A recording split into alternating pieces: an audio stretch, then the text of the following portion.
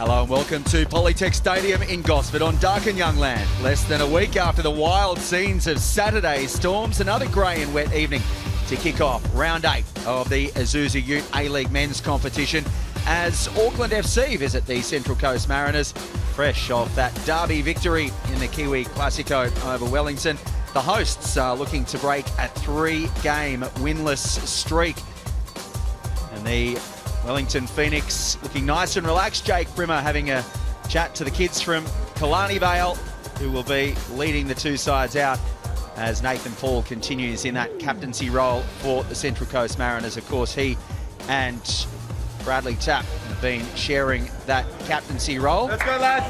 And after Brad Tapp led the side out last week against Sydney FC, it will be Nathan Paul's turn at home once again. The Central Coast Mariners yet to taste success against the Auckland side. 2 matches last season, 1 a 2-2 draw in Auckland and a big 4-1 victory for the Black Knights here in Gosford last season. Of course, Dan Hall wasn't part of that squad after missing a large chunk of last season with a broken ankle. So it means that it is Dan Hall's first visit back to Gosford after playing 74 matches in yellow and navy, including, of course, that famous premiership and championship victory over Melbourne City. As we have a look at the lineups, and Warren Moon makes 2 changes to his starting lineup. Ryan Edmondson makes way up front with Bailey Brantman into the side. Alfie McCalmont is likely to push a little higher as Harry Steele is also included at the expense of Arthur DeLima. Shumbert Matokoi is added to the bench. Abdel Faisal is making way. And as I mentioned, Bradley Tapp not having the captain's armband this evening, but he does have a first A-League goal to his name after tapping in that Christian Theoharis corner last week against Sydney FC, and a wonderful recovery story, of course, after that ACL last season. 6th in the league for clearances, despite moving into the midfield over the last few weeks.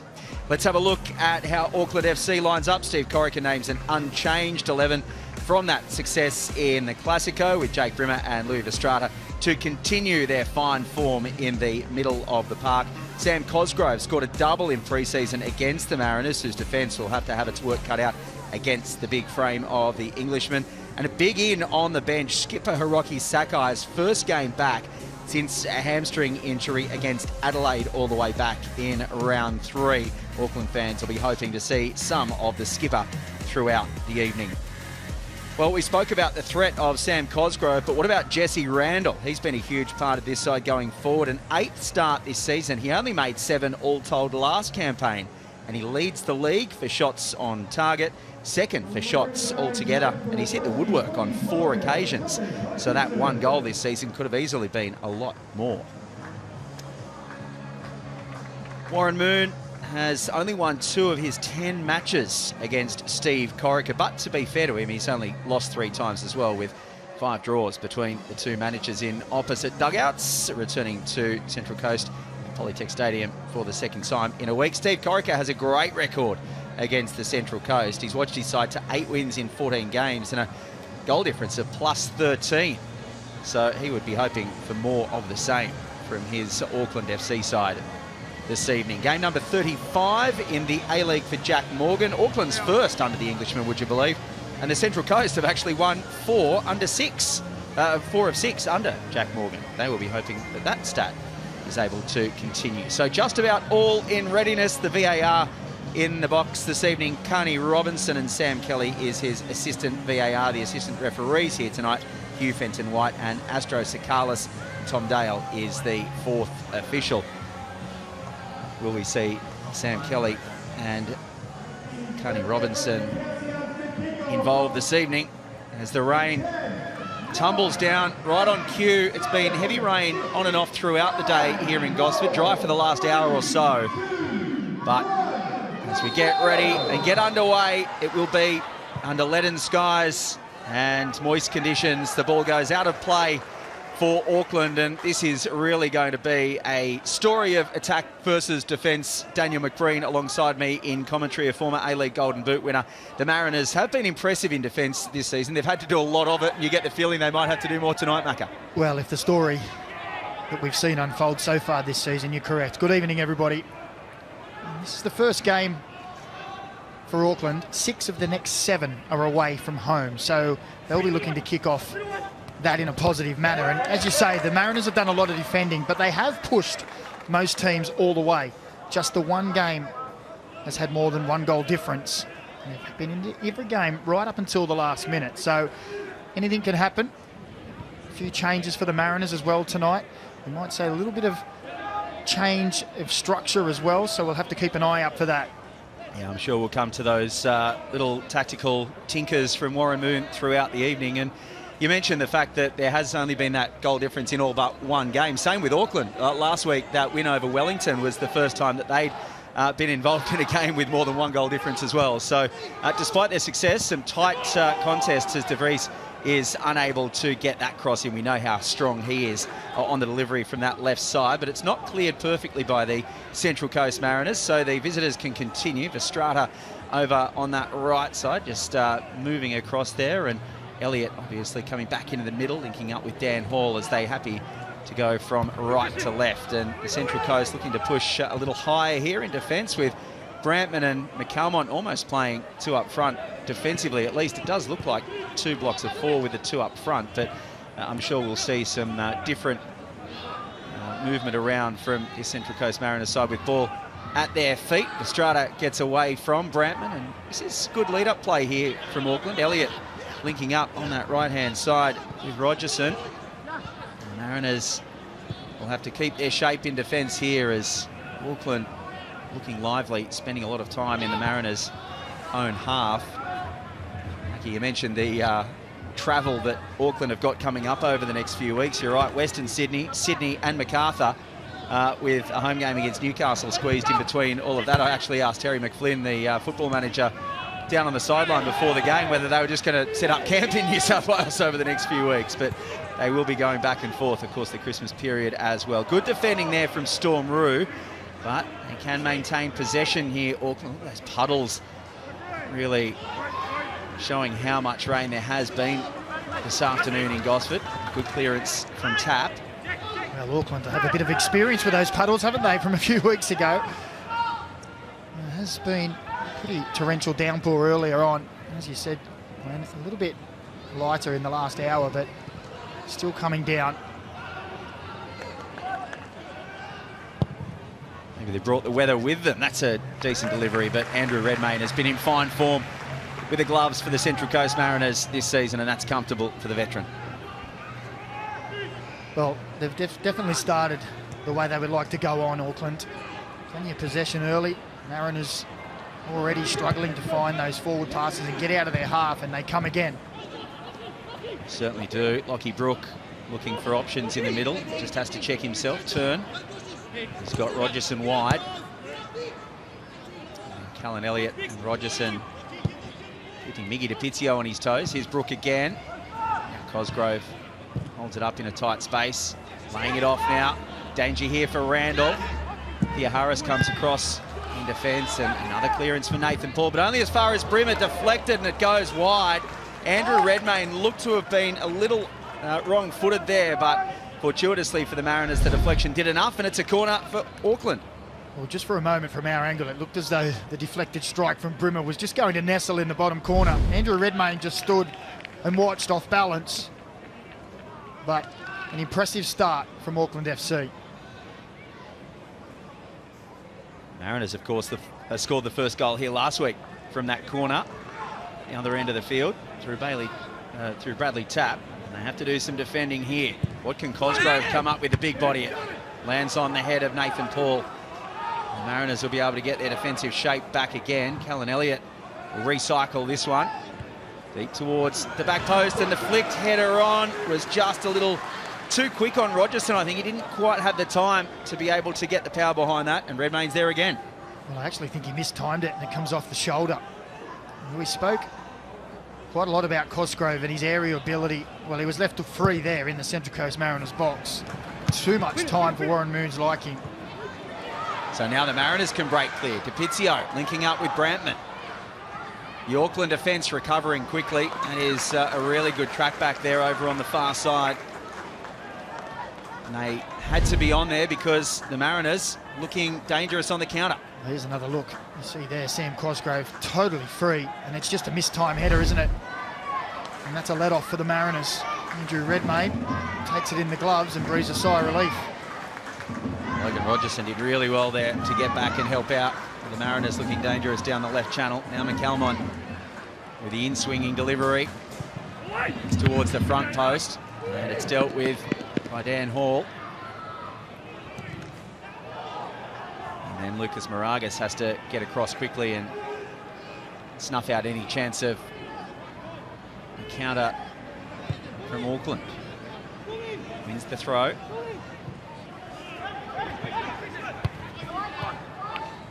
Bradley's under heavy pressure there from Girdwood Reich, of course. Sydney FC player following the footsteps of Steve Corica to Auckland. Good ball down the left channel from Paul, linking up with Moragas. Harry Steele is doing his best not to lose out. He does just enough to maintain possession under the pressure from Brook. And now McCalmont makes Brad Tapp work for this one. He gets it all the way back to Andrew Redmayne. With Jesse Randall breathing down his neck.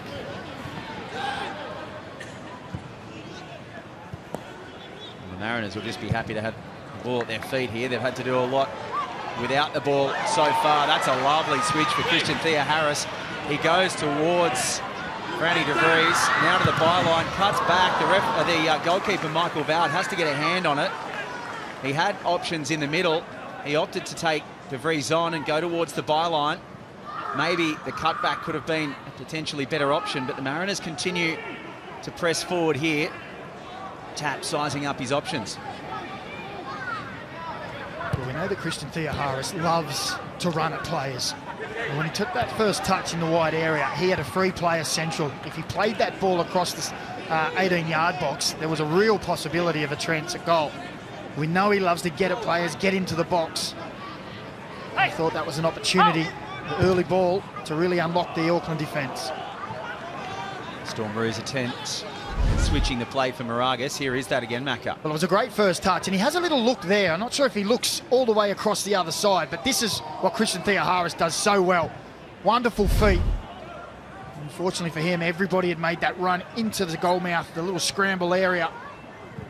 Well, McCalmont almost wins the ball back for the Mariners there in what would have been a dangerous position. Now Francis de Vries maybe just struggling with the conditions slightly there. Didn't control, but it stays in the field of play. Now the Strata can look to start another forward foray. These Black Knights side, the White Knights this afternoon, of course, in their all white, almost looking like the national team. Maybe Storm Roo will get a little confused. Of course, the Kiwi international made his return to the New Zealand national side in those recent friendlies against Ecuador and Colombia. Would be hoping this man here to be involved in that Kiwi squad for the World Cup. We've obviously spoken a lot about the Australian draw, but a tough draw as well for New Zealand, coming up against Belgium, Iran and Egypt thrown into the mix as well. And here he is on the ball again for the Mariners, linking up with Bradley Tapp.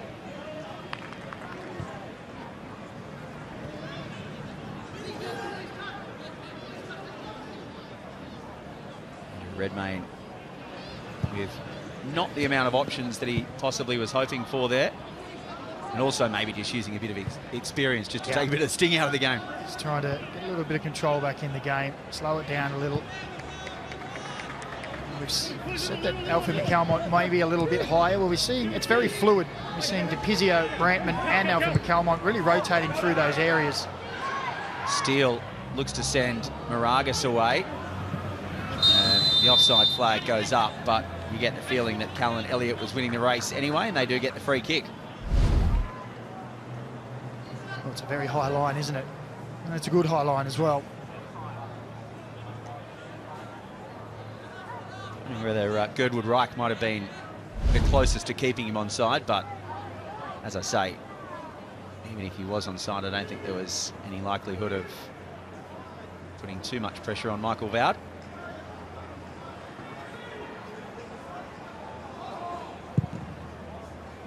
He's had a good season as well, of course, after spending the entire campaign last season behind Alex Bolson.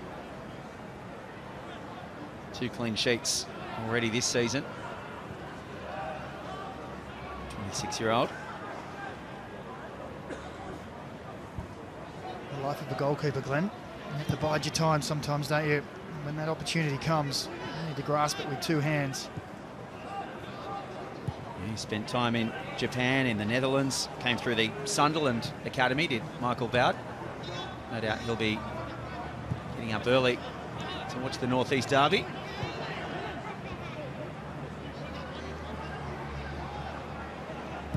Strata. Callan Elliott. They have looked to use this right-hand channel on a number of occasions, have Auckland FC. Rogerson just checks himself, and Elliott again with the delivery towards the penalty spot, but Stormrue is there. Dan Hall under heavy pressure from Brantman, does get there first, and now Brimmer will go back and clean up, settle things down again for Auckland.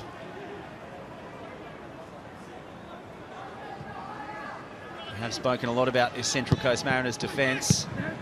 They had to work incredibly hard a couple of weeks ago to steal a 0-0 result against Melbourne City, who had around 14 shots on goal that afternoon.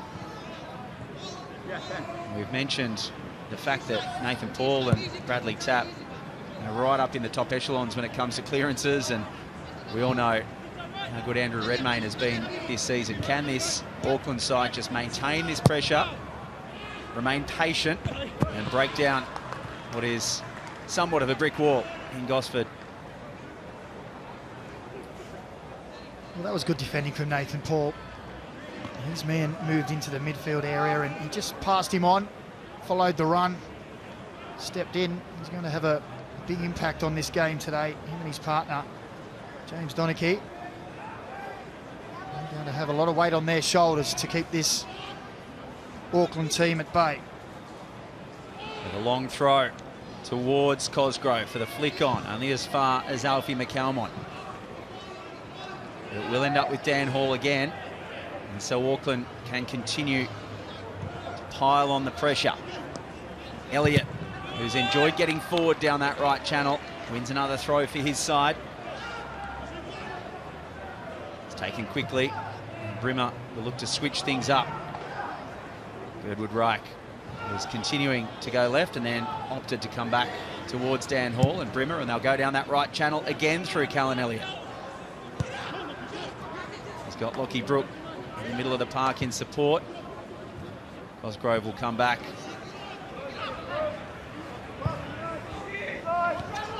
Just asking some questions of the Mariners. Lovely little flick on from Randall. Lockie Brook is across there, but Brad Tapp pushes him backwards. And that's good defending as well, because that was a chance to freeze. Another wonderful ball. Cosgrove, it's a great save from Redmayne, onto the crossbar and over. Redmayne wasn't sure where that was going. It landed on top of the crossbar after a wonderful point-blank save, and the Mariners are still in it.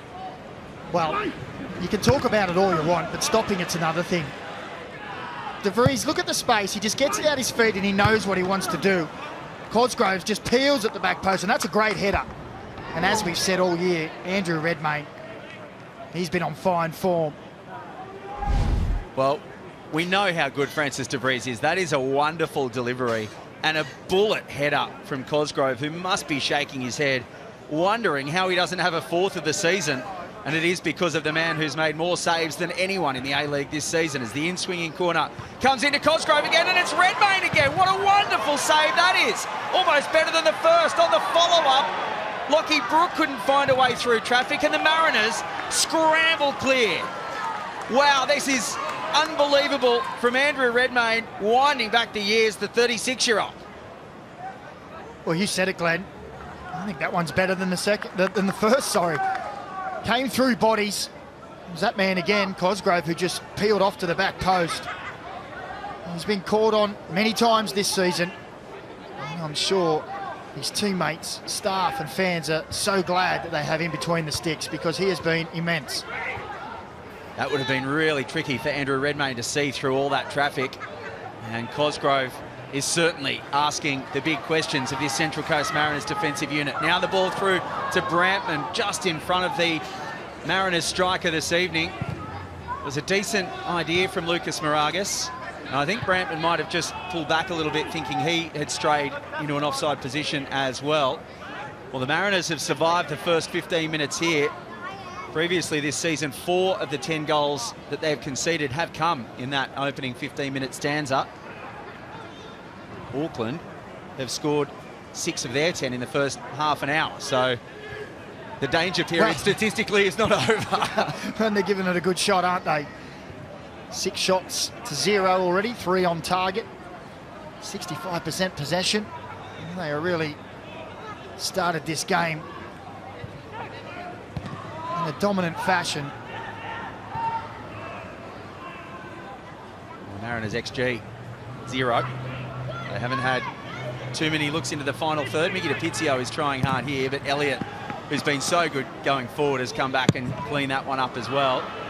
And that one, I thought that was going to go over the roof on the eastern side at Polytech Stadium. Nathan Paul, anywhere, here is those saves, Macca. Well, just have a look again. Sam Cosgrove, he's just free as a bird at the back post. Now, everybody knows, and look at that delivery. Those two are formidable. Francis de Vries is a striker's dream. He's the kind of player that can just get it out of his feet, and you know he can put it on a dime from anywhere down that left-hand side from 40 metres out.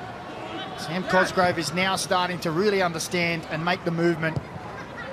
They're already causing headaches for Warren Moon and his team. Yeah, Lockie Brook pushing forward again here. He's going to shoot, but it's straight at Redmayne. Is there a tinge of jealousy, Macca, that you weren't able to share a field with Francis de Vries?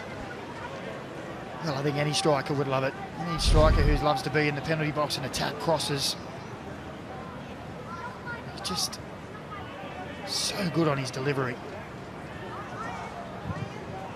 Already 4 saves for the Central Coast Mariners gloveman coming into this game with 28 already at 73%. Lockie Brook again for Auckland.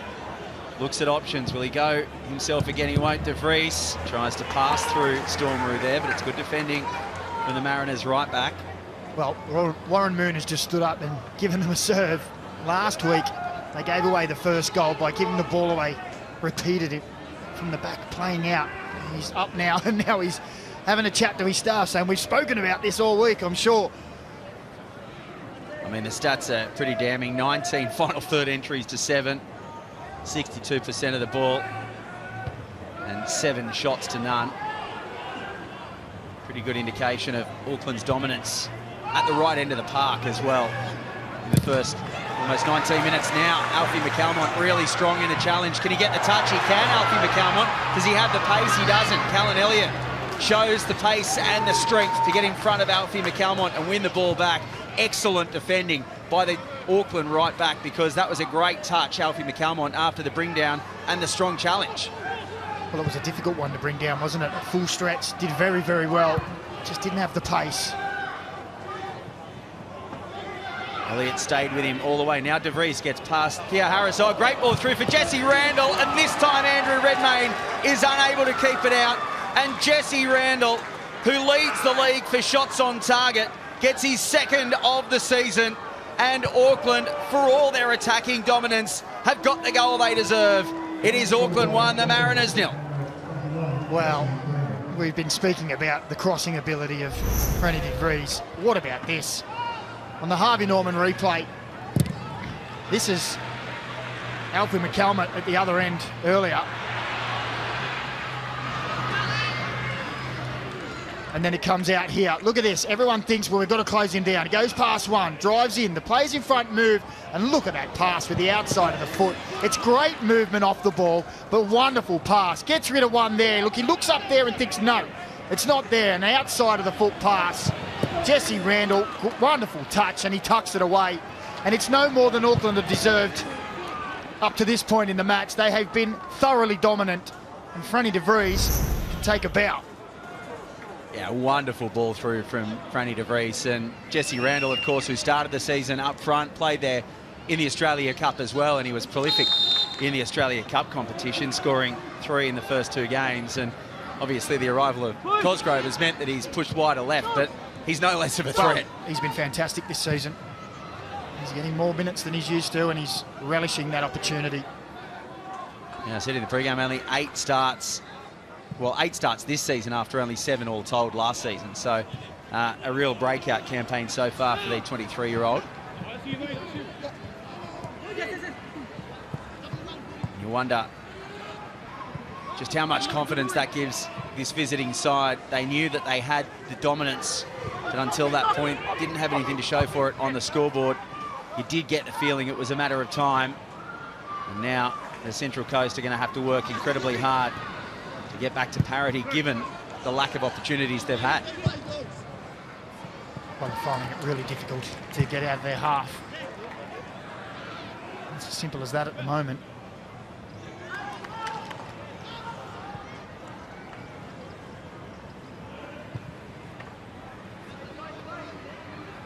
Well, it was always going to be hard for Auckland FC to replicate the start to last season, but you just feel that they're just starting to find their groove again. A little speed bump in the road a couple of weeks ago against the Newcastle Jets. And of course it is the same for both teams, but the conditions on that afternoon certainly didn't help the hosts. Well, not when you're chasing the game, yeah, especially.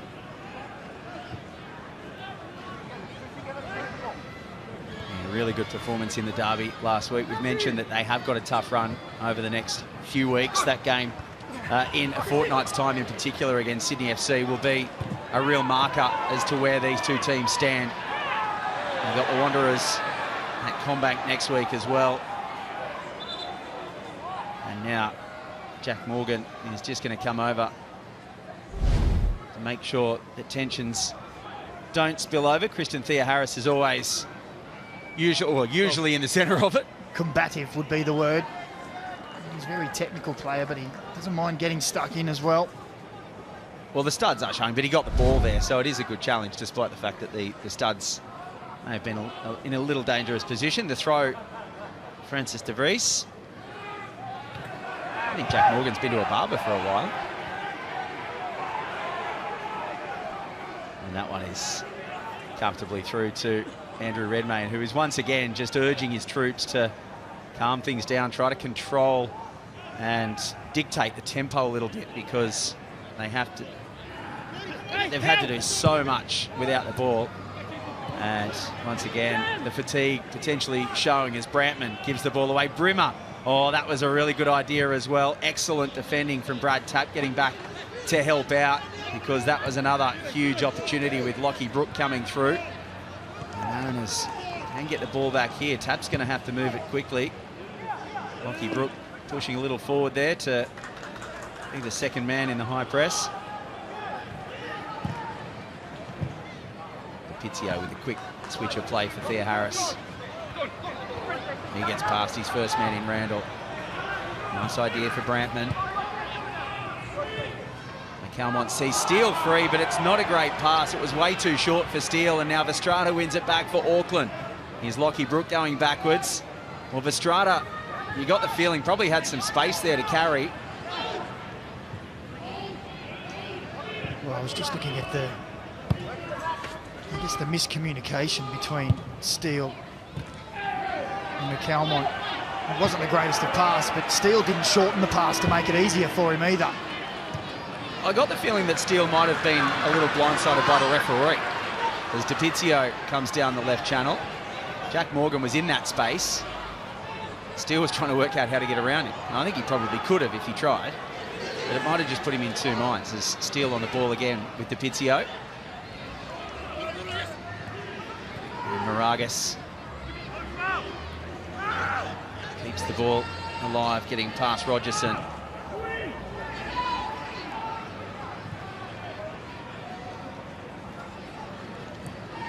Donachie, vastly experienced back in this Central Coast Mariners side after that battle with concussion in the early parts of the season. He moves the ball to the left-hand side. Moragas again will win a throw in a dangerous position for his side.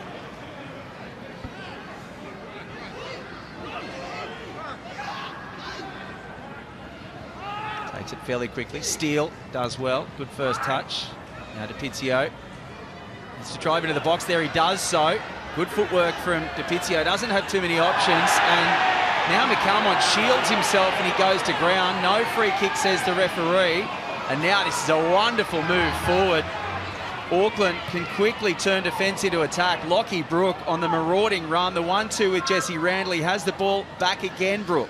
The Mariners defence has scrambled to recover. And Lockie Brook with some really good eyes-up football there. Taking the ball deep into the Mariners' half. After the Central Coast thought they had a free kick right on the edge of the area. Well, I think they got away with one there. McCalmont got his body between player and ball. Looked to be clearly brought down.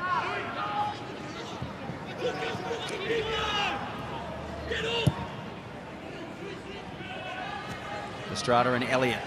And Elliott's looked really good on that right-hand side, getting forward this evening. Rogerson looking to get the ball in. Gets clipped by Moragas on the way through. And then, I'm not sure what McCalmont was trying to do with that, but he clears it back down into that left corner. And Auckland can continue pushing forward here. Dan Hall, who knows the blades of grass under his boots here in Gosford well.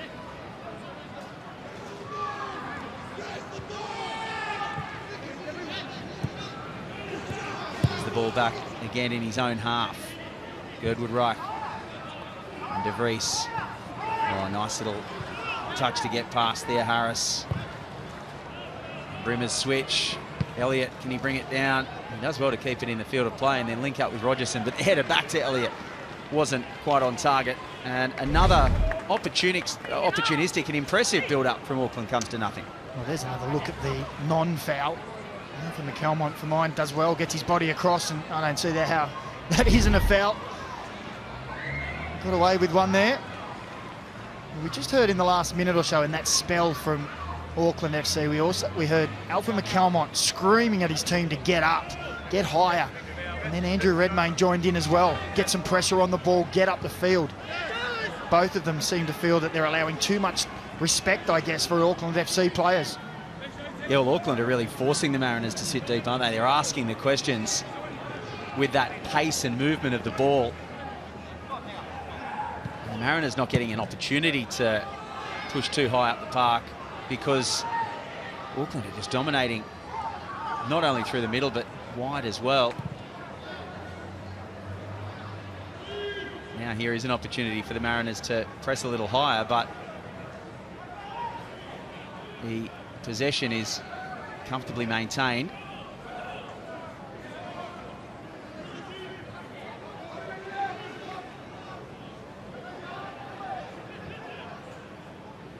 It's for Strata. De Vries is forced back by Storm Roux.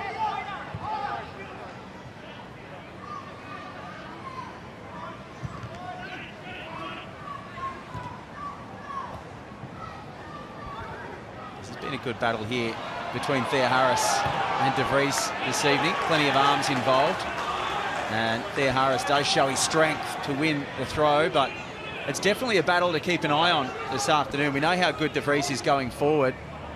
Thea Harris is obviously no slouch on the wing as well, and De Vries has been on his game defensively. Brad Tapp just finding some space there for Nathan Paul. That is a good option from the Mariners midfielder, because the Mariners were getting caught tight down this right-hand side. That's where they come again through Thea Harris.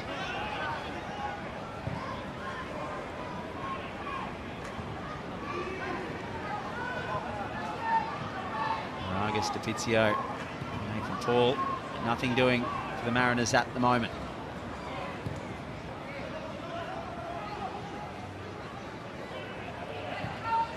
Auckland really forcing the Mariners to keep their backs to goal. And now, once again, it's De Vries and Thea Harris coming together. And this time, Thea Harris does win the free kick.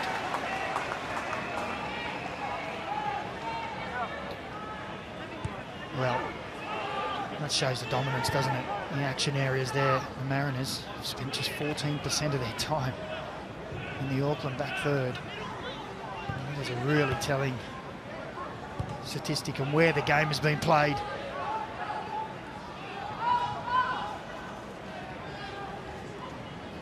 Yeah, 35% of the game in their own third. And this time Bailey Brantman is in an offside position. So after winning a free kick, the Mariners will virtually give the ball straight back. And I have spoken about that right channel for Auckland as well, Macca, getting lots of positivity down there through Callan Elliott and Logan Rogerson. Yeah, they're doing a lot down there. I wonder if maybe, we saw how much water earlier on was down in that corner. Maybe it was they went down there a couple of times, slipped over and went, all right, we'll go down the other side. We can attack down both sides. And you think about De Vries's crosses as well. They've come from deep. He's like, I don't want to go in those areas. I can deliver from here. It is interesting when you've got someone like De Vries and you're favouring that right-hand side. There is obviously a reason for it. Well, it just goes to show that they've got attacking quality across the park, haven't they? They are such a strong outfit. And against a team like the Central Coast this evening, they have been allowed to use their fullbacks. Well, that's the Mariners. They sit so deep, trying to condense those spaces behind and around the edge of the box. And it just makes it so much more difficult for them to go forward when they do win the ball. Speaking of fullbacks, Storm Rue making a run for the Mariners. We'll have to bring this one down. De Vries doesn't go to the ball. He's waiting for the delivery. Brantman's there. Oh! It's put in his own net by Callan Elliott. He is laying on the floor in complete disbelief. In fact, I think it's Logan Rogerson who's put it in the back of the net. Auckland cannot believe it. Storm Rue takes on Francis De Vries. There were two Mariners players at the back post, and such an unfortunate giveaway for Auckland. The ball ends up in the back of the net. Was Storm Rue in an offside position? Well, Harvey Norman replay shows it's going to be extremely tight. And as the ball comes, he just assesses, and he can see the far post there. It's Capizio coming in. And he just gets that all wrong. Logan Robertson at the back post. You see the little look there. He sees the run coming.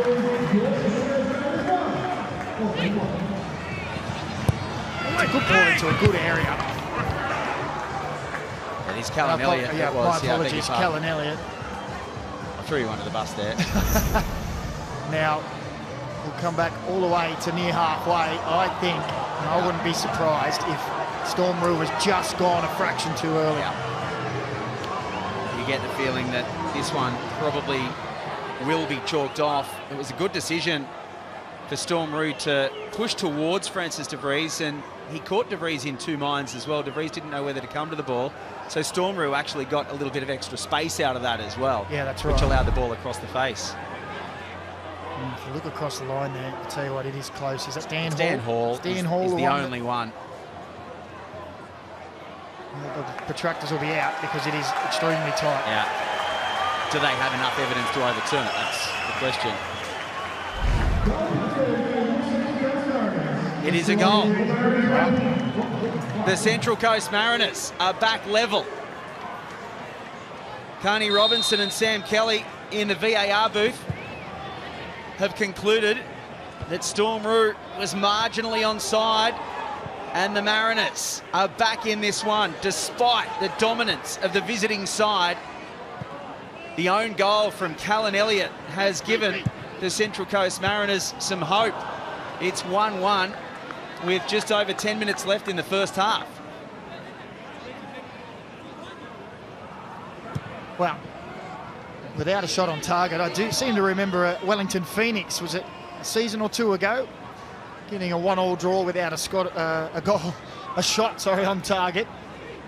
An own goal against Melbourne victory.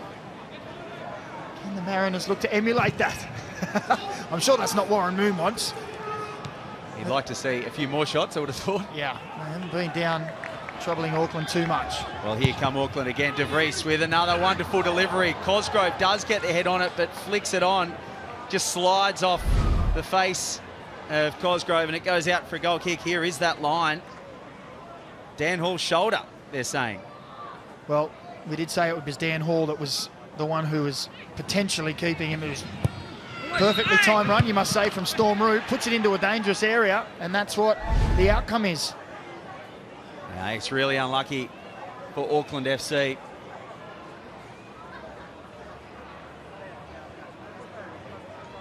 It is a game of millimetres, and I reckon if they got the laser level out, then Dan Hall might have done just about enough. Bradley Tapp has got a bit of claret coming out of the nose, so a quick break in play. The Mariners players have headed straight over to the bench for a discussion with Warren Moon, Harry Steele and Alfie McAlmont getting some instruction. Francis de Vries was over there hearing from Steve Corica again.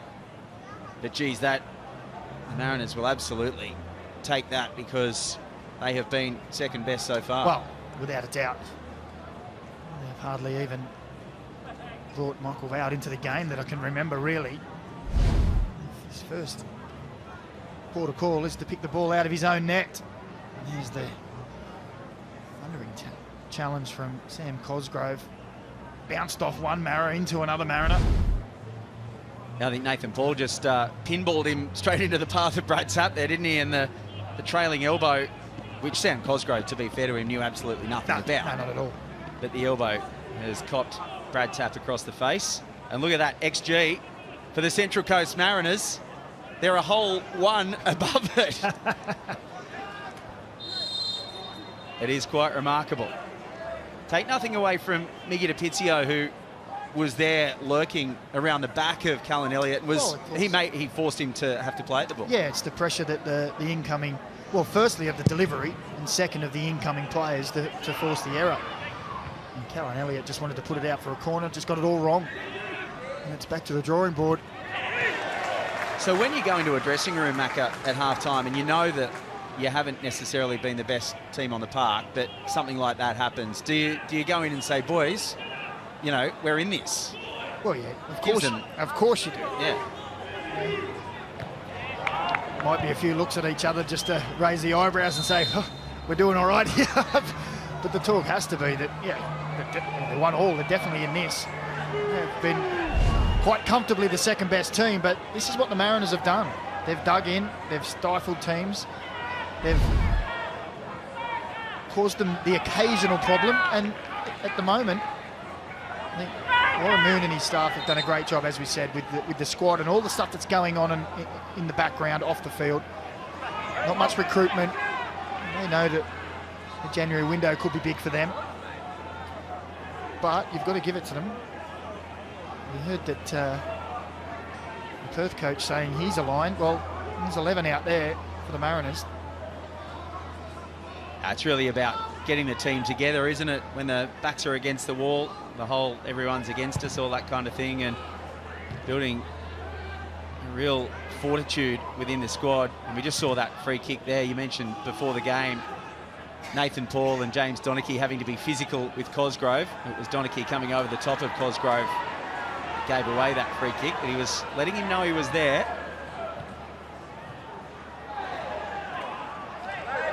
Thea Harris is suggesting that he's come under a bit of fire over the last couple of challenges as well. So that goal has certainly made things a little interesting physically as well. Just get the feeling the temperature has ratcheted up a notch as Elliott goes on a marauding run down that right channel again. DiPizio goes with him, but he gets the ball in, and Paul is there first for the Mariners. Harry Steele, good release for Moragas, goes towards halfway.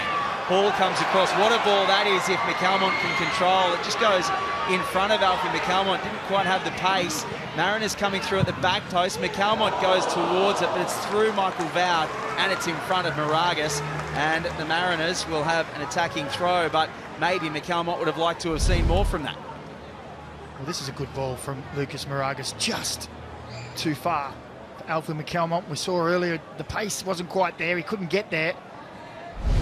Tries his luck from wide. He's up for a throw-in.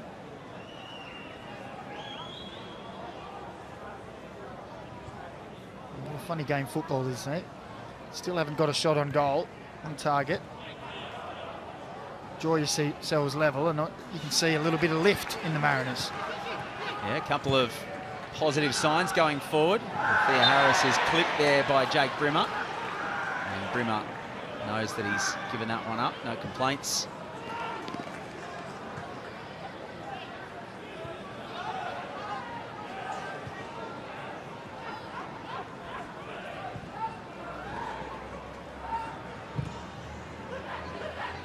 Calmont finds himself wide. He can't get past De Vries, but he does win the throw.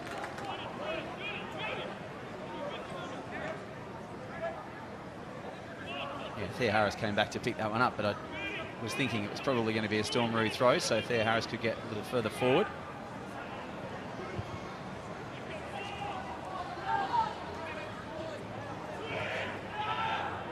Storm Roo forced back.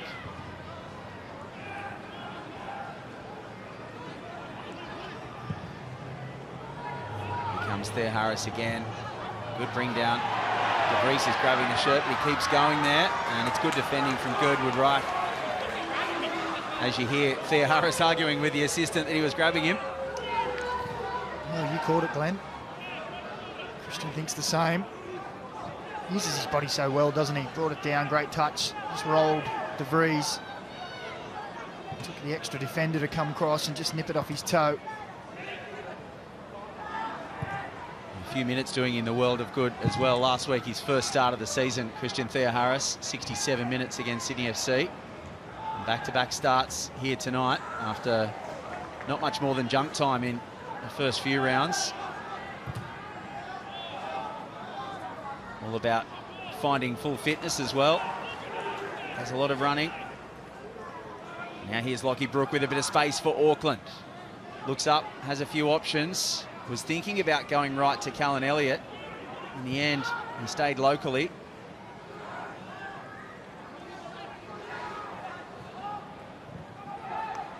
And this time it's a poor giveaway. Vestrada puts his hand up to apologise, but Thea Harris can't control.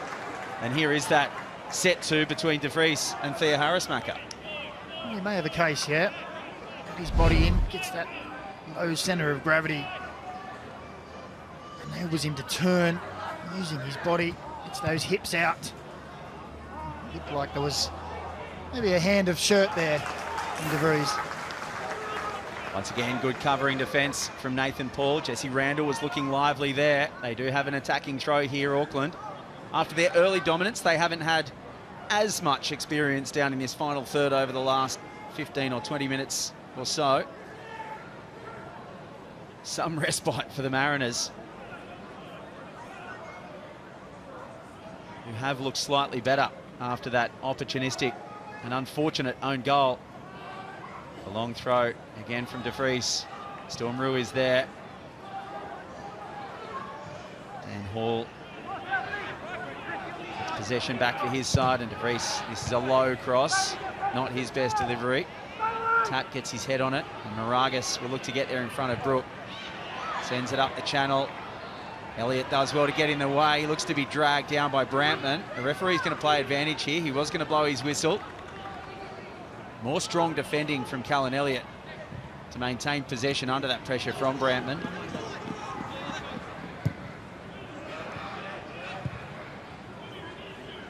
Of course, no Ryan Edmondson in the Mariners starting 11 this evening. Brampton given the task of leading the line, with Alfie McCalmont playing higher. Mickey DiPizio hasn't got heavily involved for the Central Coast. He hasn't. We just saw Christian Thea Harris there wanting to throw the ball into Steele, and he was on his heels again. We spoke about Alfie McCalmont before. There was a big corridor of space for him to step into. He was just switched off. He hasn't had many minutes over the past few weeks either, and maybe just trying to get himself back into that starting mode, but it's been a lot of work without the ball in this first half. Yeah, his form this season, Harry Steele, has been down on what we have been used to in the past. And there's been a couple of occasions this season I remember him just being on his heels a little bit, just not quite having that game awareness. Of course, we probably saw his best football when he was that impact player behind the likes of Max Ballard and Josh Nisbet a few years ago, and not a bad duo to come in on the back of, as we see 3 minutes of added time in this first half.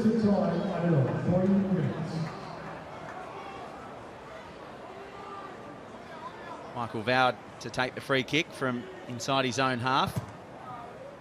Mariners would be absolutely delighted to go into half-time with parity, as this one trickles out for a goal kick. Well, if it remains this way till half-time, Steve Corrick will be walking in with his staff. They'll go into their little staff room and he'll say, what has happened? How are we 1-1 with that dominance without them hardly testing our goalkeeper for the whole first half? He will be incredulous. Funny old game, isn't it? Well, and to be fair to the Mariners, since that goal has gone in, they've stepped it up. Yep. Birdwood right wins the header. Harry Steele, he brings down Rogerson and then goes over the top of him for his troubles here. Rogerson cops the knee in the back of the head.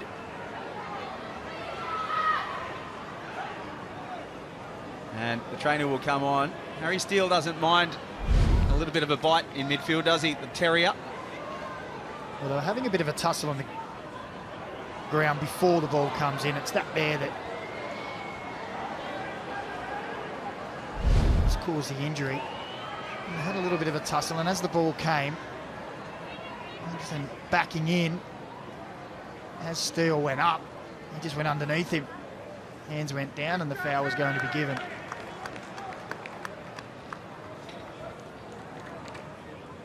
Yeah, we saw him obviously with that running battle with Ishige here a few weeks ago for Wellington, and this time Logan Rogerson will get back to his feet, head back to halfway, and then re-enter the action with a minute and a half, plus you'd have to think a little bit extra after that break in play.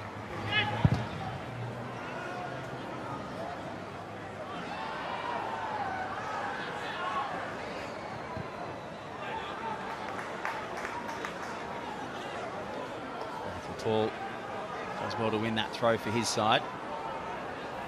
Sam Cosgrove's turn to plead with the assistant referee for a foul.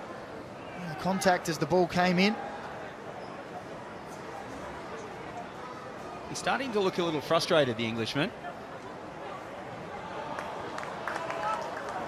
Pizio sees Thea Harris in space. And that was more hopeful than anything else. I get the feeling from Thea Harris, and there won't be too much time added on for that injury to Rogerson. 3 minutes of time added on is up, and Jack Morgan has seen enough for the opening half.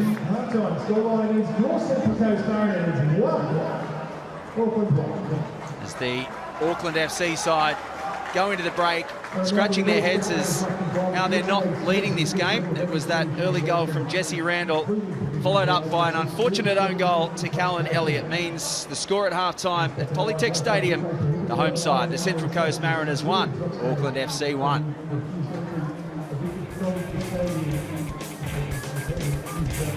And don't go anywhere, because Scott McKinnon will be on the couch alongside Andy Harper and Grayskill with all the highlights from the opening half on the other side of this.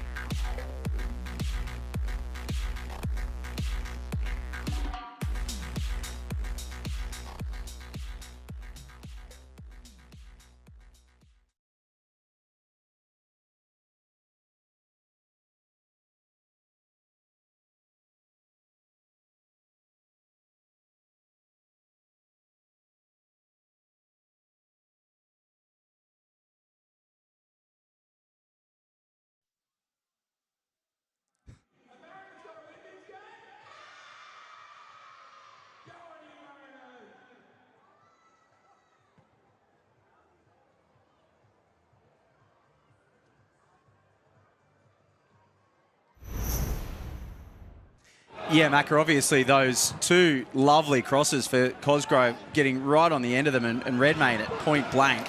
But then the lovely little ball through that leads to the goal. Franny de Vries is doing it all in the air and on the ground. Well, he is. And we spoke about that they're going to have to be really tight on Cosgrove to nullify this, but they haven't been. Early on, I think it was more good luck than management and some really good skill from, let's be honest, from Redmayne as well, the reactions to save that's kept the Mariners just the one goal down up until they equalise. But De Vries and Theoharis down this side have had a really good duel. I think De Vries has obviously got the upper hand here, but as the game's gone on and they got that equalising goal, Theoharis, it's only his second start of the season. He's trying to get into this game and keep going, and that'll be interesting to see how that pans out second half. Yeah, you just mentioned that battle between those two players. Obviously, De Vries looks wonderful going forward, but he is a left back, don't forget. Correct. And he's, had Theoharis and him have had a wonderful battle this opening half. Yeah, and this is what we know that Theoharis likes to do. He likes to get in people's faces. He likes to run at them. He loves to be combative as well. He is a technically wonderful player and loves to throw the tricks in, but he will do these kind of things. He will bring fouls. He will get in tussles. He will use his body, and it frustrates oppositions, and it can cause oppositions to get frustrated, start diving in, then get on yellow cards, and that's when he can do more damage. We need to see more of that on the Mariners' perspective in the second half from him. Well, he's so low to the ground, isn't he? Yeah. And he's so powerful as well, so that makes him difficult to defend against. We talked about, obviously, Auckland going forward and those incredible stats, the donuts. I'm not sure if it's Harp's bank account. I reckon he's going a little bit better than that. He's got a few ones in front of all his noughts, I reckon. Yeah, but, it is just a ridiculous statistics. And what do the Mariners need to do to change that? Well, Harp spoke there about the guys up front not really knowing where they're going, and they're not usually in those positions. But the Auckland are keeping a high line. So I think if they can time these runs, and the goal came from a diagonal. The diagonal ball, just where Auckland was stretched, was to Theoharis here. When they move that ball and they get a little bit of possession, Auckland keep a high line. So it's either getting the ball to one side and getting it in behind on the other, or getting those runs from deep to play those balls in behind. Now, we saw McCalmont there, a little bit off, but if they can time those runs to break that Auckland high line, they could get some joy in behind. Well, it was bizarro world in the first half, wasn't it, guys? Let's see what the next 45 brings in store for us, because there's never a dull moment in the Isuzu UTE A-League, is there?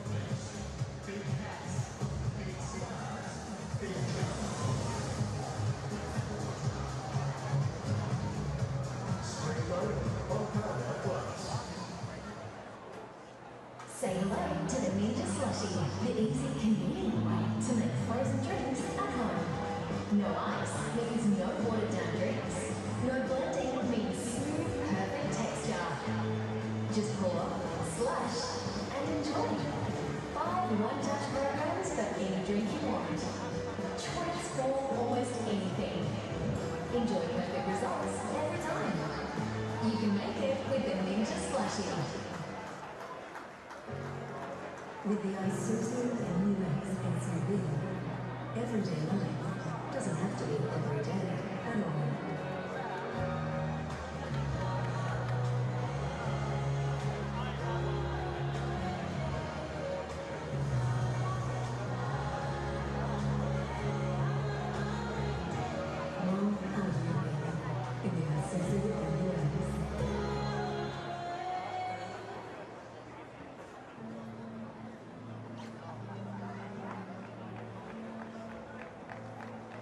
In the second half, Coasties, one more time, make some noise for your Central Coast Mariners!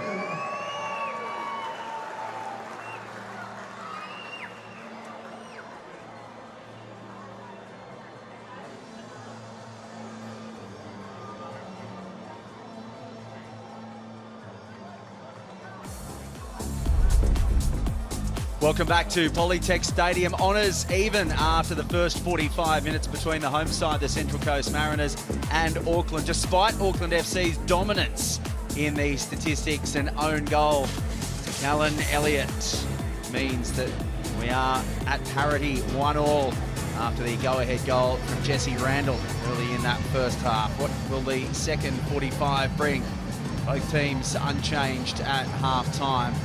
And it is the Central Coast Mariners to get us underway as round 8 of the Isuzu UTE A-League men's competition begins this Friday evening at Polytech Stadium, with it all to play for in the second half. The Mariners suffering their first home loss of the season last week, and will be looking to at least get a point out of this one. As it stands, that is the case.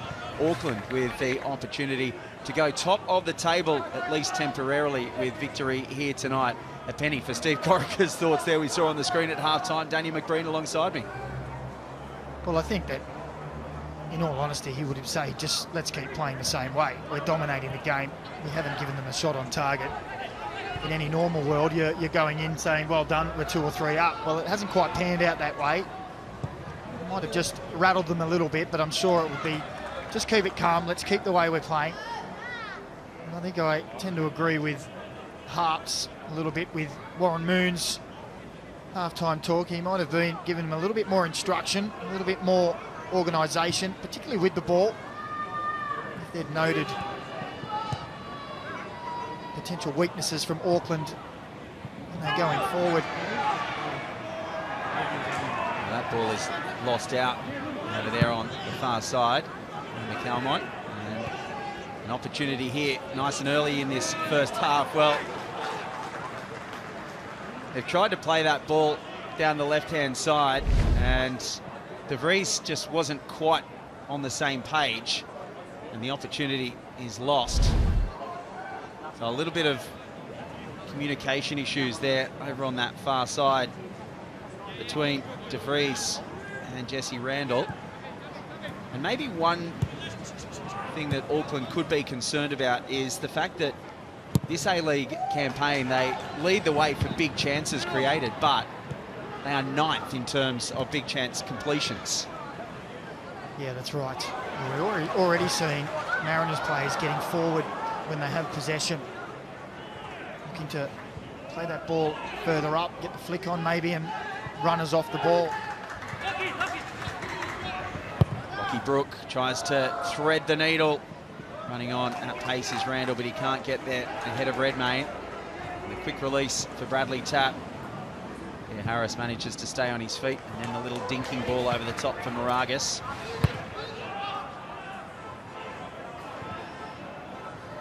It's good work from Rogerson to force Moragas on the back foot. He wants the ball again. He's not going to get it just yet. Now Bradley Tapp sees him on his way, sent on his way by Warren Moon. You heard there, go, go, go. And he is able to continue it on for Harry Steele, who gives the ball away under some pressure from Vestrada, and he was offside anyway. Well, it would appear that what we predicted is happening. Mariners players flooding forward when in possession. Just a little too early for Steele there. Sending bodies forward, looking to move that ball into the wide area and get runs in behind that Auckland line.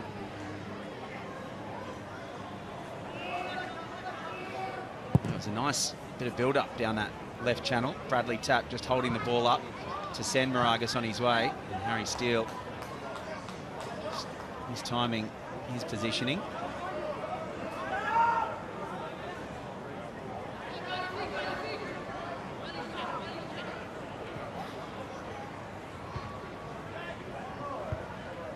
Auckland have only conceded 1 goal after half-time this entire campaign, which is a statistic that they will be hoping remains in place in this second half. 6 of their 7 goals conceded have all come in the opening 45 minutes.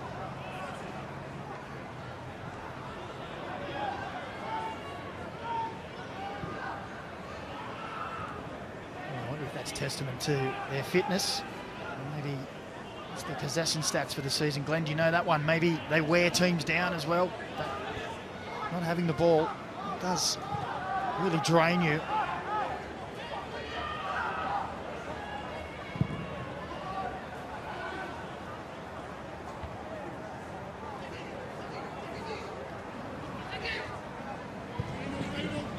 Ball through from Elliott for Rogerson. That's well shepherded over the byline by Nathan Paul.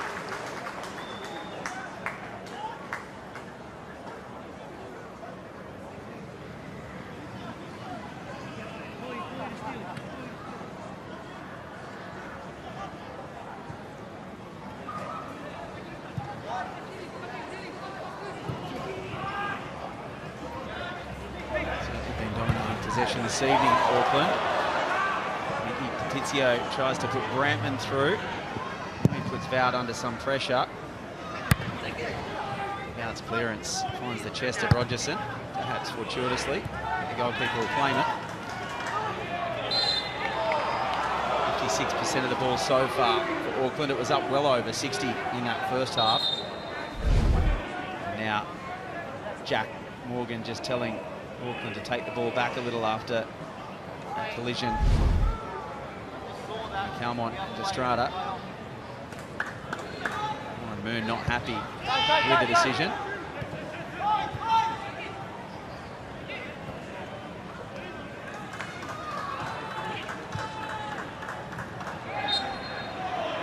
Now, one will go the way of the Mariners. Malcolm McCalmont this time brought to ground, and there was a little ironic celebration, I think, from Warren Moon in the Central Coast Mariners technical area.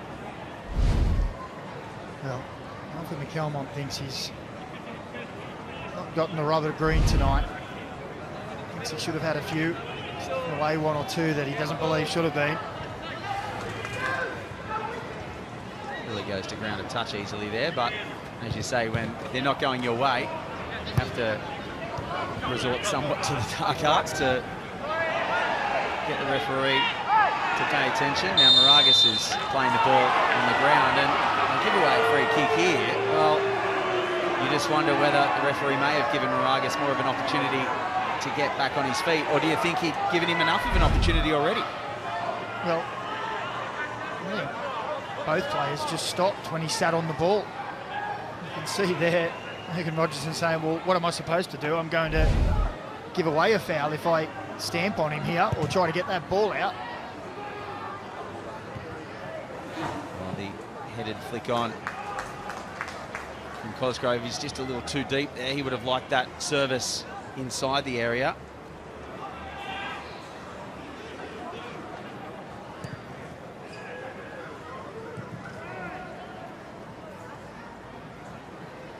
Running out of space there, but they've won the throw in, the Central Coast Mariners.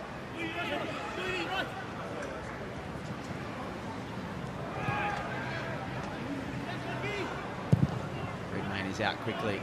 Tizio tries to flick it on, doesn't get the contact. So it allows Elliott to come over and shepherd it over the touchline.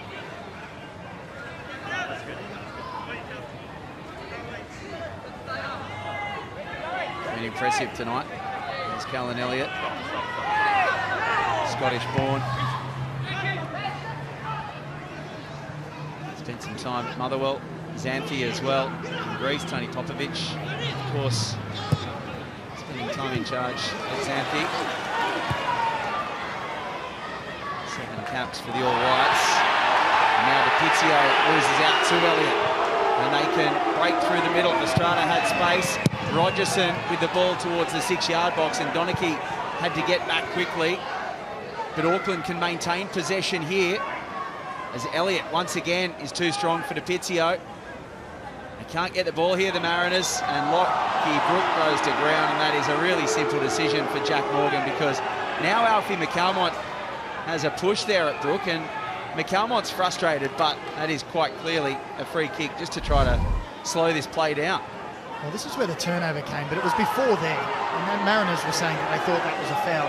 Storm Rue had acres of space to drive forward and allow his teammates to make the runs, and he just played a square ball to DiPizio, who was under pressure. He was like, I don't need the ball here.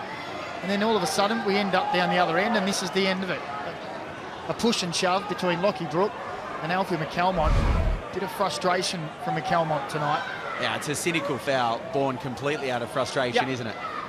And I get the feeling, probably frustration not only at the referee, but perhaps some teammates as well. Well, yeah, we heard him screaming out in the first half for his team to step up. You know, a prime example there is Storm Rue. I'm sure his teammates all thought he was going to run forward, but took the wrong option.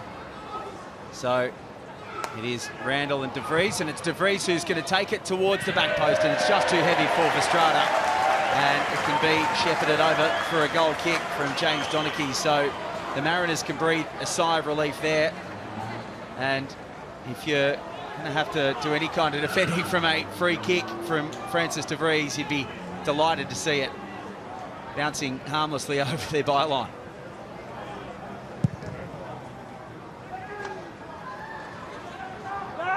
There is the flick on from Brantman. Paul has to get back. McAlmont's there and scrambled clear by De Vries. Donachie goes up and gets nothing but air. Comes down heavily, but back on his feet. Harry Steele turns and sends it left to Moragas. Maybe not quite the speed on the pass that the Mariners were hoping, as DiPizio takes on Elliott again. Geez, Callan Elliott has had a fine game, and he wins a throw-in for his side again. Unfortunate that the copybook has been blotted by that own goal, but everything outside of that has been really impressive.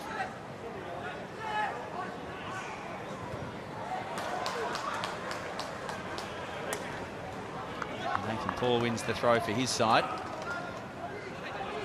Heading towards the hour mark. We wait and see which bench flinches first in terms of reinforcements. You get the feeling it might be the Central Coast. Here's Bailey Brantman looking for men in the box. There wasn't really anyone there. Girdwood Reich will clear it, but it's out for a corner. Probably weren't enough yellow shirts in the box for his liking. Well, they were trying to get there, but it just happened so quickly. They won the ball, just played forward. It's been a much better second half in the Central Coast Mariners.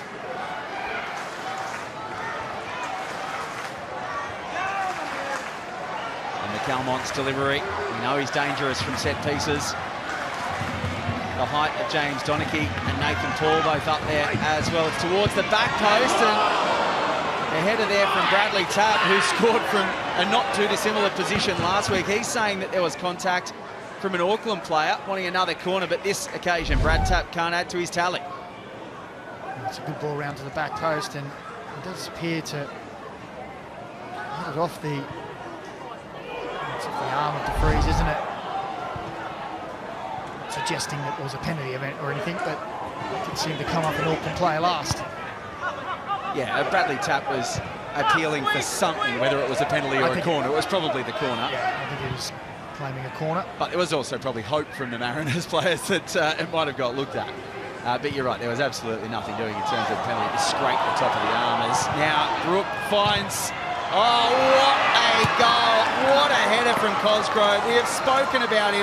That is out of absolutely nothing. Brook goes to the edge of the box. It's a wonderful delivery. And the danger of Sam Cosgrove just pops up once again. He's virtually unmarked on that 6-yard box. Andrew Redmayne stopped him a couple of times. but what a header that is. After a great delivery, Sam Cosgrove gets his 4th of the season, and Auckland lead 2-1. Well, in the Harvey Norman replay, we'll see. We'll take a look at this as the ball's pushed forward. Mariners trying to step up, but I think it may be too late. Yeah, it looks clearly too late. And we spoke earlier about the Mariners' opportunity to play an early ball. Well, look at that from Lockie Brook. Plays it early, no chance for defenders to recover. And Sam Cosgrove does exactly what Steve Corica brought him to do. That's a tidy header. Nothing Andrew Redmayne can do about that one. But it's quick, it's decisive, and it's clinical. Well, we speak about the delivery from Francis de Vries, don't we? But Lockie Brook puts that one on an absolute dime for Sam Cosgrove. 4 in 8, a really good return to start this season from the Englishman. Auckland have found a decent one. Scored a double in pre-season against the Mariners as well. The Central Coast fans don't like it. They thought Lockie Brook was offside, but the replay clearly showed that he was kept onside. And you wonder whether they're still questioning the fact that the last touch at the other end came off de Vries and they didn't get at least a corner. Well, they're the moments that can change games. They might seem innocuous. That's probably why you see so many coaches and assistants in the year of the 4th official. I think it's an inconsequential moment. Well, Mariners could have been attacking at one end. In the end, they're pulling the ball out of the net at the other. DePizio now. Can they get back on parity? Here's Moragas towards the byline. Cuts it back. Once again, no yellow shirts, and it's cleared by Brimmer. And Nathan Paul comes across and gets Cosgrove. I was going to say ball and all, but it was just all, really. He just clatters him into touch. You can see Jack Morgan saying no foul, but Nathan Paul is very physical there in that contest. Well, Sam Cosgrove went to use his body. He went in hard. He cleared the ball over the sideline. It's an Auckland throw-in. I think the officials got it right. Let's play on.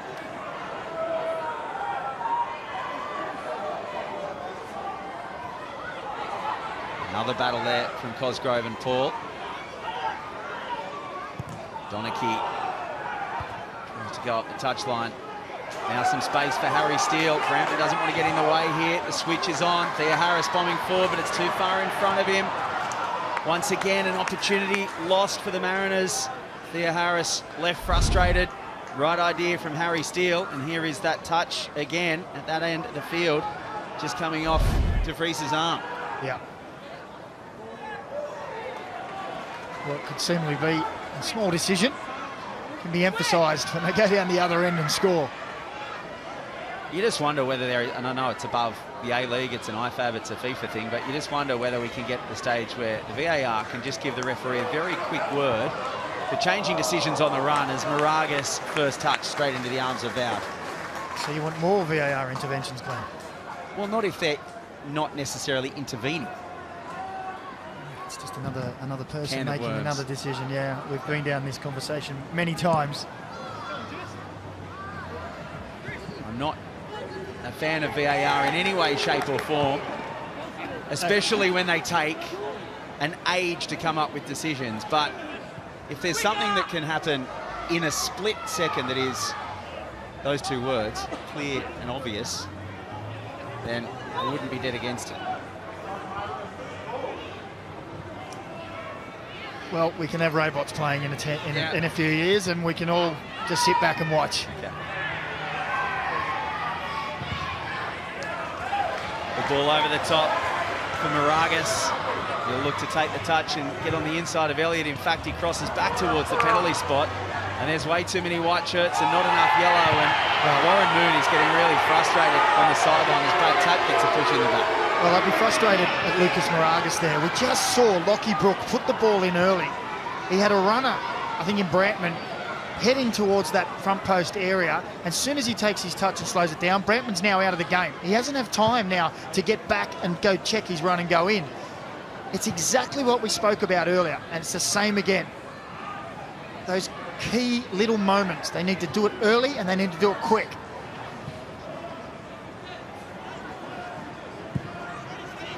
Yeah, Harris waiting for it on the touchline. to take De Vries on. De Vries is strong, wins it back. And now they come again, and it is Lockie Brook once again for Auckland.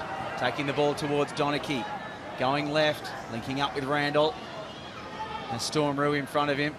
Once again, looking for the early delivery. Checks, and then it's too heavy. And it will go out for a Central Coast Mariners goal kick. And it looks as though these substitutions are being prepared. And it'll be Nando Pinecker, the first player on the park for Auckland, with Logan Rogerson making way. And that combination on this right-hand side of Rogerson and Callan Elliott has brought a lot of success, particularly in that first half for Auckland, as Rogerson makes his leave. Well, you see Pinecker as he enters the field, dishing out a few little adjustments. Looks like we're going to the back five now. Shoring things up with the 2-1 advantage, giving the Mariners plenty of credit for their attacking prowess. Speaking of which, you'll be pleased to know that their XG has increased from 0 to 0.02. So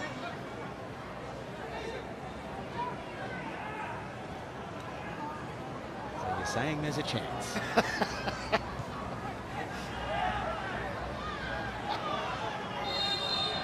And now Jack Morgan has seen more contacts involving Christian Theoharis on that touchline. It has been a real running battle. He is heavily involved in most flashpoints for the Central Coast Mariners. He's won a free kick for his side again.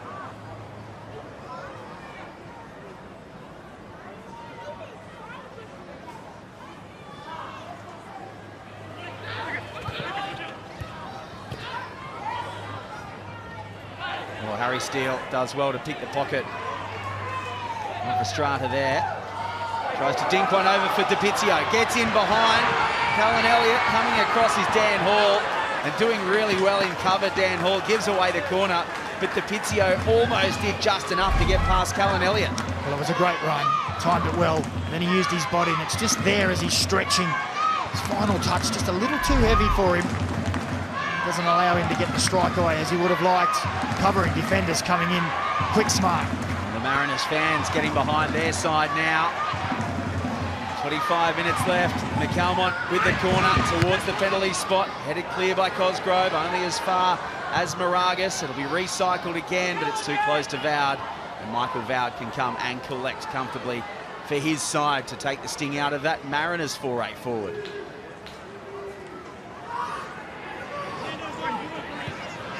And they turn a brief moment of defence into attack here. Auckland, they find themselves in Mariners territory already. Brimmer just checks. And we'll start again.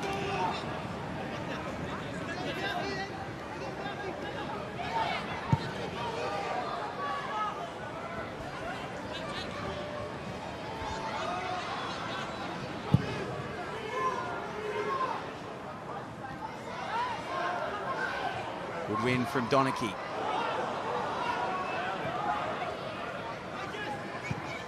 And back again by Auckland though. Randall. That first half goal giving his side the early lead. And he gives the ball away pretty easily there to Theoharis, who's convinced he's got the throw in. He is blowing up. Auckland are going to make 3 changes here and a double change up top for the Central Coast Mariners. So forward reinforcements for both sides. Sabit Nyor and Ryan Edmondson for the Central Coast. We're going to see Felipe Gallegos, Germain Mai, and Marley Francois all coming into the action for Auckland. Bailey Brandon is making way, and going off on the far side is Christian Theoharis.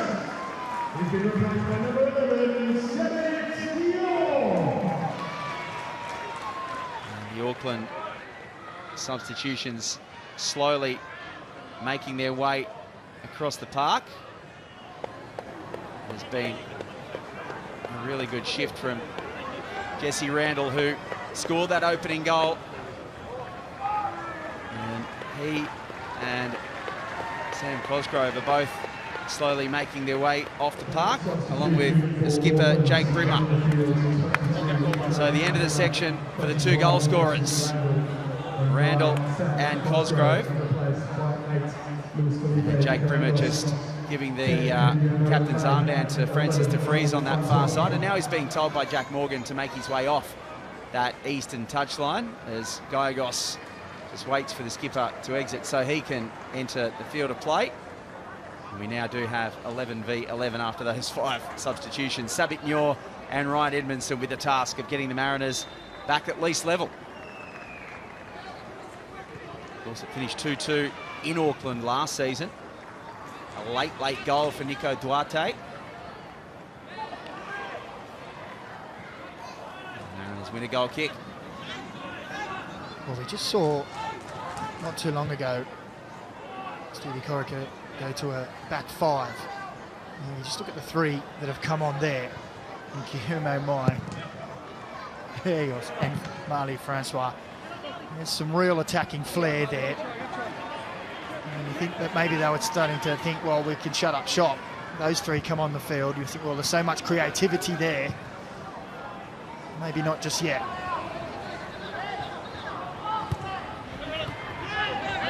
Lockie Brook with space again. Just checks on himself, gets away from Harry Steele. Thought about the switch to de Vries. They get there eventually. Leon is the call. I think it was half a shout that had gone over that touchline. But it was only half a shout from the Mariners.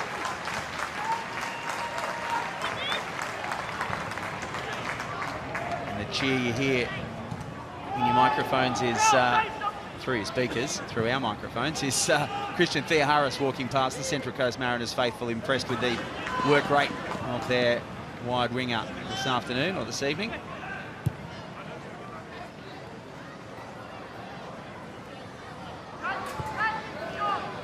Tap can go with the ball through the middle. Tries to skip past Pastrana. That's good defending. Winning the ball back. Gallegos is clipped on the way through. Only been on the park for a couple of minutes and already a war wound. Late contact there from Brad Tapp. Brad Tapp just tried to squeeze through. There wasn't enough room. He was just a little late with the challenge.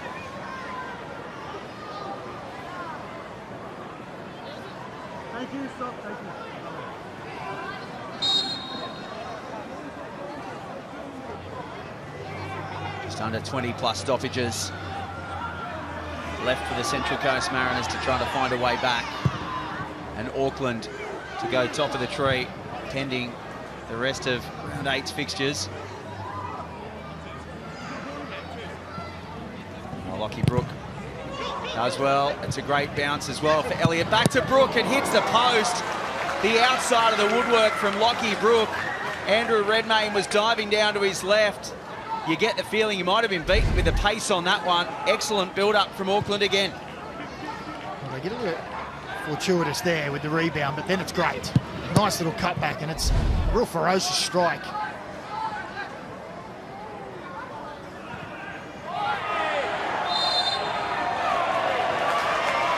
Moragas was turning in ever-decreasing circles there, and he wins the free kick. Oh, it's almost given away very cheaply there as it was taken quickly. Nathan Paul spared his blushes, winning the throwback for his side. Would have been a lot worse. Fans showing some of their displeasure. Get it forward, the cry. Edmondson and Nyor try to put pressure on Vowd, who shanks it somewhat. But it does virtually make it through to Francois. And they do have possession here through Gallegos. Splits the needle. Mai might have been offside there. Play continues for now. Francois again towards the back post. It's missed by Moragas. It's also missed by Brook. Brook goes all the way across to collect it. Follows it through. That's a wicked delivery. Plenty of swing there, and it was just in front of Francois. What a delivery that was, and what a goal it would have been. Here's another look at that earlier opportunity. Andrew Redmayne maybe he was there. This is the last opportunity. I think that's just drifting into an offside position. And then what about the ball there? That is asking. It's begging for someone just to get on the end of it and glance it in. Yeah, it deserved a lot more, didn't it? Now Moragas and DePizio down the left channel. DePizio's ball in just in front of Muir. Oh, that's a stunning volley from Alfie McCalmont. The hands go to the head. He cannot believe that Michael Vowd has kept that one out. It's a wonderful save. But what about the technique on the volley? Well, it's an early ball. It's what they've been crying out for. Alfie McCalmont does wonderfully well to get the hips up and over that and keep it down. One did expect Vowd to save, but he did a remarkable job just to get it on target. But that's exactly what the Mariners need to do. In behind, early ball into the box. Yeah, you've been calling for it. And you're right, Vowd had it covered at the front stick, but it was ferocious. The corner is headed over the bar. The Mariners want another corner. They are appealing for it, but Jack Morgan says the last touch was off the head of Ryan Edmondson. And the Central Coast will go to the bench once more. Well, it was Edmondson, wasn't it? He gets up. Your Central Coast Mariners. Just can't quite direct it on target.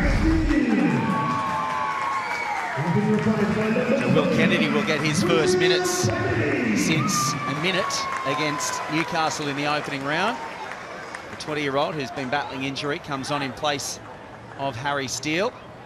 It'll be interesting to see where Kennedy takes his place. He's going to left back and Moragas is pushing a little higher. Looks like Miguel Pizio will find himself in that central midfield role.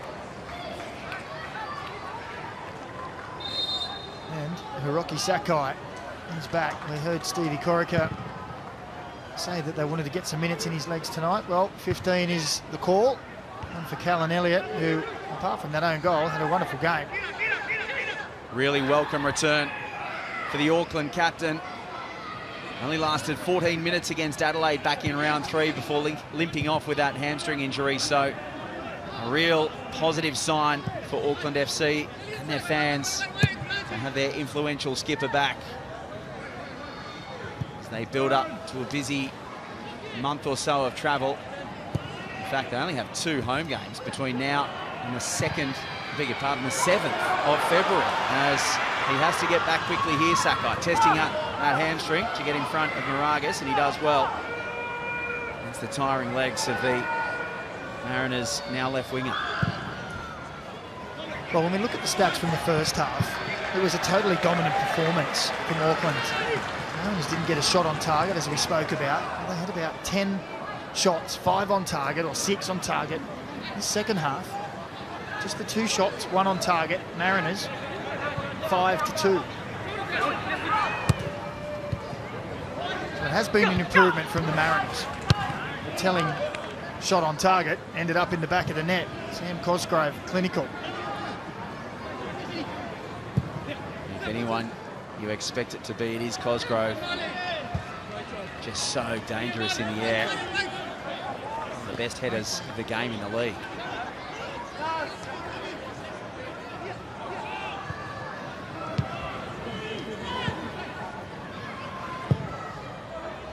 Calmont's switch of play is a good one for Moragas. Once again, he looks to get the ball in the area, but then decides to stop it short for Kennedy. Calmont lays it off for Paul. And you wonder whether a quicker delivery there from Moragas could have been on. Does Sakai there, but he goes to ground and he can't continue to run. Saying that he might have been clipped on the way through. I don't think there was Sakai knew much about it. Now Sabit Muir can continue here for the Central Coast. Pizio and Roux. Still not overly willing to commit too many numbers forward with the Central Coast. Pizio's pass to Moragas a little astray. The former Wellington man has to go back and collect against Auckland. And now he does win the throw after the challenge from Sakai. Well, that position there that Lucas Moragas picked up the ball and just pulled it onto his left foot is almost the exact position that Francis de Vries put that ball in early for Sam Cosgrove. No fuss, no trying to take players on, just out of the feet and whip it into the box. causes problems. I think sometimes the Mariners have been guilty of not pulling the trigger early enough. Kennedy's throw, plenty of white shirts there to clear the danger for now. But Kennedy goes again. It's a lower ball towards the penalty spot. DePizio was there, couldn't get his head on it. Muir leaves it short for Storm Rue. He wants a corner, and he'll get a corner. Well, Rue had to do a lot of work there because it wasn't a good pass from Savik Muir, and he's done well to win the set piece for his side.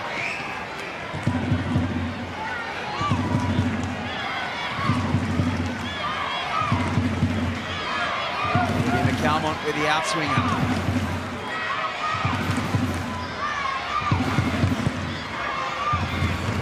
In it goes. It's flicked on by Brad Tapp. Goes past Moragas. Auckland looking to clear their lines now. The Mariners are forced all the way back to Redmayne. They are certainly asking questions, the home side. Muir didn't know where that landed. Landed for Gigos. Nice move from Francois. Sends Gigos on his way. He goes to ground. McCalmont picks up the pieces. Now Muir can look to send Edmondson through, but it's just too heavy. Skips along on the wet surface to a great for Michael Vout. Right idea though.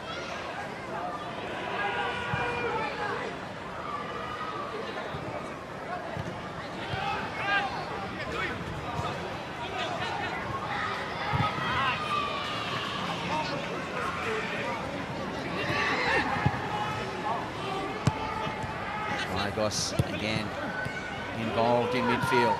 He's been busy since coming on. Estrada's switch for Sakai.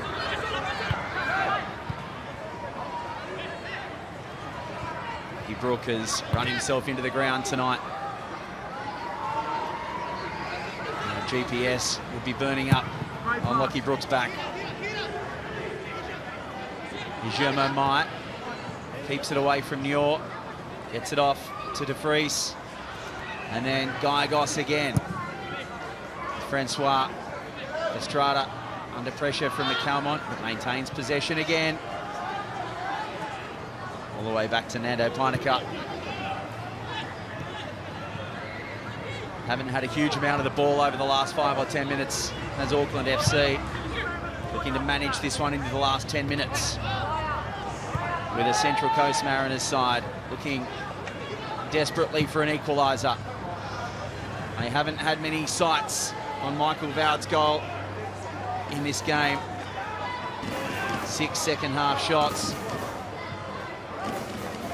It's the 2 on target, none in the first half.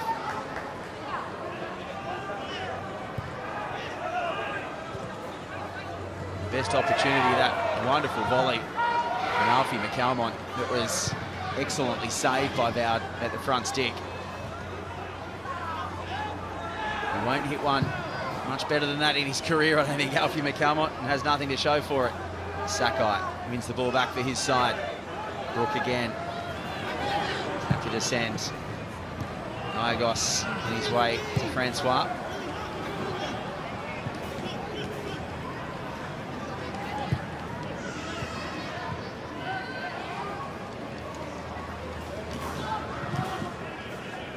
Now Edmondson looking to put pressure on Dan Hall. He's a vastly experienced, confident defender. They might be able to find some space here, Auckland FC. Sakai looking for options in the middle, doesn't find any.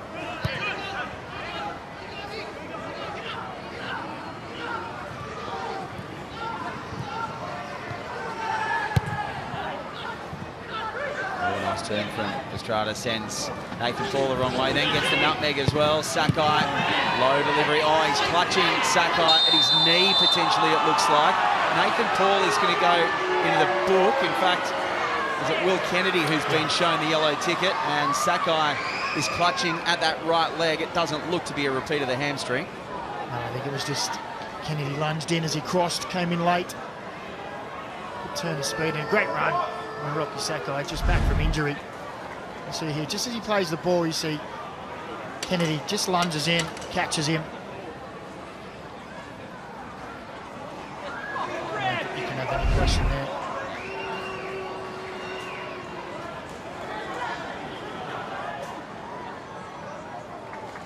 It's pretty late. It's across the knee of Sakai, could have done some damage. And he'll be relieved that he gets back on his feet with no harm done, particularly after having 4 weeks out. So De Vries to deliver in a really dangerous area. A huge test of the Central Coast Mariners defence here. Andrew Redmayne is marshalling his troops. The wicked left foot of De Vries. It is too heavy, unfortunately, for the Auckland left back. And it sails harmlessly over the byline for a Mariners goal kick. Well, just too much on that one. So Nico Duarte and Arthur De Lima will get the last 6 minutes plus stoppages. Miggy DeFizio is making way, and Storm Rue heading off on the far side. So there will be a change in personnel. It's going to be Brad Tapp heading to right back.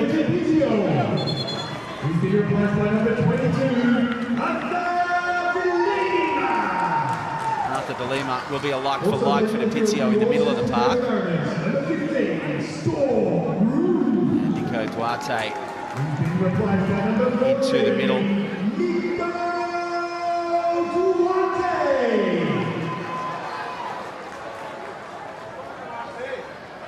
It's just going to be a little delay. I think there might be a rip in the net.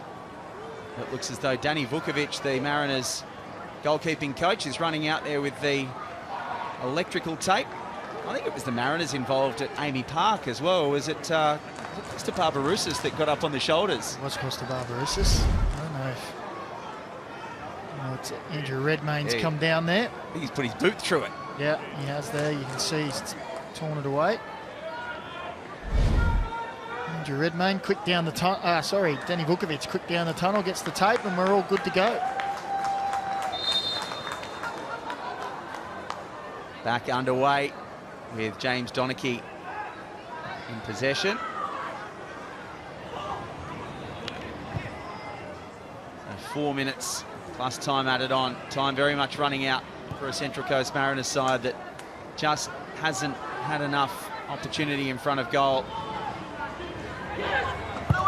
Moragas with the ball over the top. De Lima being sent on his bike. The fresh legs. Can he get there? Oh, Arthur De Lima's pulled up lame here. He might have done a hammy.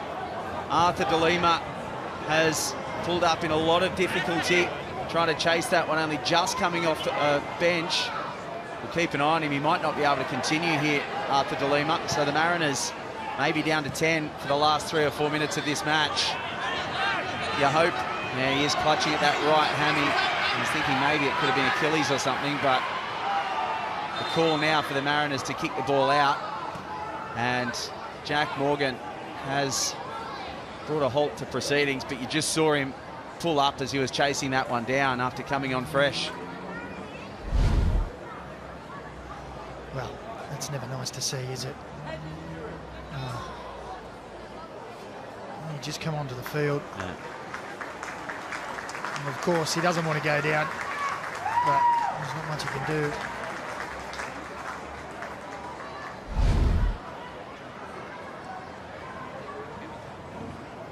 Terrible luck for the 18-year-old Queenslander.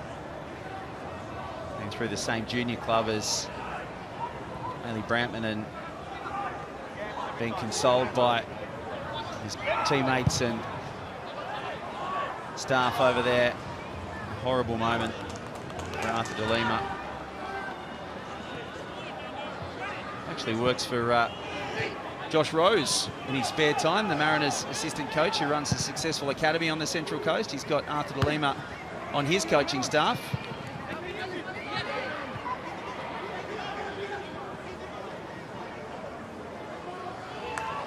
And now Jimmo Mai has to break through the middle for Auckland.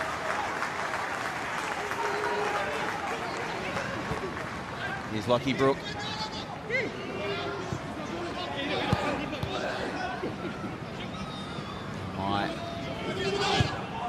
Does well to maintain possession. Brook again, he deserves something here, Brook. He's had a wonderful game, but that one sails over the bar. Andrew Redmayne, a relieved man, watching that over the bar. And there is Sam Cosgrove taking a well-earned early mark. He is the Paramount Plus player index leader at this stage, and it is a wall of Auckland players surrounding Nathan Paul. Well, I don't think there's any real surprise in that either. The only surprise in the match is that the Mariners, again, have kept it tight. They've kept themselves in the match. I must admit, the first 15 minutes, you thought this could be anything. And they've found a way to keep themselves in the match. They're up against it now, of course. A man down through injury. Last 10, the last minute plus stoppages with 10 men, the Central Coast Mariners. That hamstring injury to Arthur DeLima, who has gone straight up the tunnel for treatment. And they've given the ball away again, so Auckland can bomb forward through Lockie Brook. He's got Paul in front of him. Double teaming through Kennedy. And Nathan Paul does well to ensure it's a Mariners goal kick as Lockie Brook continued to pile on the pressure there. Well, his work rate's been great tonight, hasn't it? He's been on the left side, on the right side, as we see as it stands now. Auckland, top of the pops.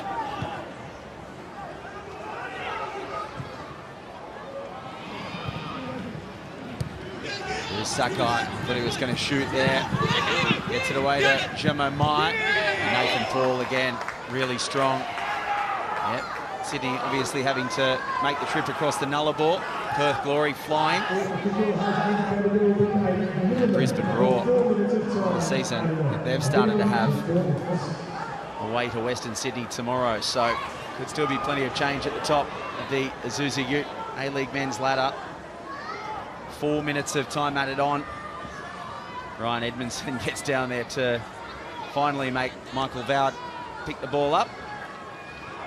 They're in no rush here, Auckland, as they look to see this one out and make it back-to-back victories after going 2 games without a win. Of course, did start the season unbeaten in their first 5 games. Before that, only loss of the season to Newcastle. The Mariners win a free kick right on halfway. Moragas wanted to take it quickly. And now he's just waiting for the cavalry to push forward. Nathan Paul is up there, and Andrew Redmayne will take this free kick on halfway as they push numbers forward, particularly with that man down in Arthur DeLima. They need all the numbers they can get. Redmayne fires this one in, that's deep as well, and Michael Vowd might go for goal here. Michael Vowd could have thought about going long range, but Redmayne is taking his time to get back. Well, Guillermo Mai thought about it. He took off and looked as if to say, well, give it to me. Andrew Redmayne wasn't paying any attention.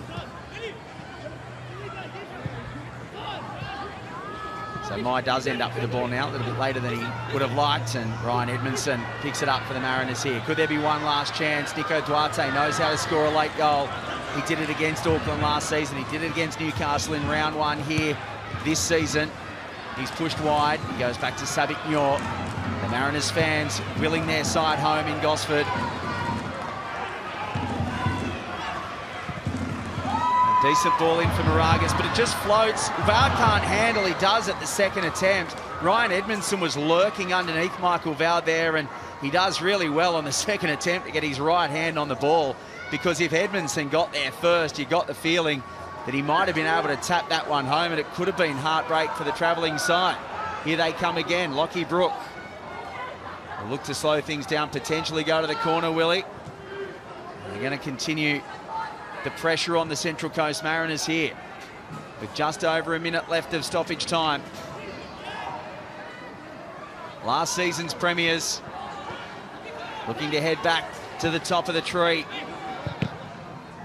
And that one is absolutely fair, blasted into Kennedy,